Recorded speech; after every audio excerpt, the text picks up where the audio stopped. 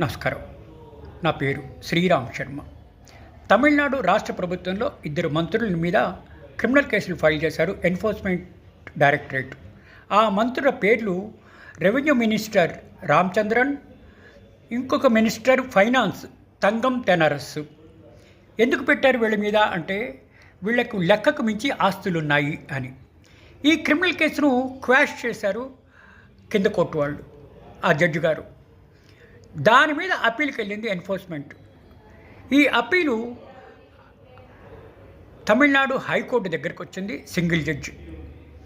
కింద కోర్టు ఇచ్చిన తీర్పు తప్పు, వీళ్ళు నిర్దోషిత్వాన్ని ప్రూవ్ చేసుకోవాలి, వీళ్ళ అమాయకత్వాన్ని వీళ్ళు ప్రూవ్ చేసుకోవాలి, ఇట్లా కేసు కొట్టేయడం ఏంటి, క్వాష్ చేయడం ఏంటి అని చెప్పేసి మళ్ళీ కింద కోర్టుకి పంపించారు. వీళ్ళు ఎక్కడి నుంచి వచ్చాయి వీళ్ళకి డబ్బులు? వీళ్ళు మంత్రి పదవిలో ఉంటూ లెక్కకు మించి ఆస్తులు ఉన్నాయి, ఎక్కడి నుంచి వచ్చాయి ఈ డబ్బులు? ఇది వీళ్ళు చెప్పవలసిందే. ఇది న్యాయమైన డబ్బు అయితే ఇన్కమ్ ట్యాక్స్ కట్టారా లేదా ఇవన్నీ వాళ్ళు ప్రూవ్ చేసుకోవాలి. కానీ ఇట్లా కింద కోర్టు క్వాష్ చేయడం ఏంటి అని చెప్పేసి ఆ క్వాష్ చేసిన పిటిషన్ డిస్మిస్ చేస్తూ మళ్ళీ కింద కోర్టుకి పంపించింది వీళ్ళ నిర్దోషత్వాన్ని ప్రూవ్ చేయమని. Thank you.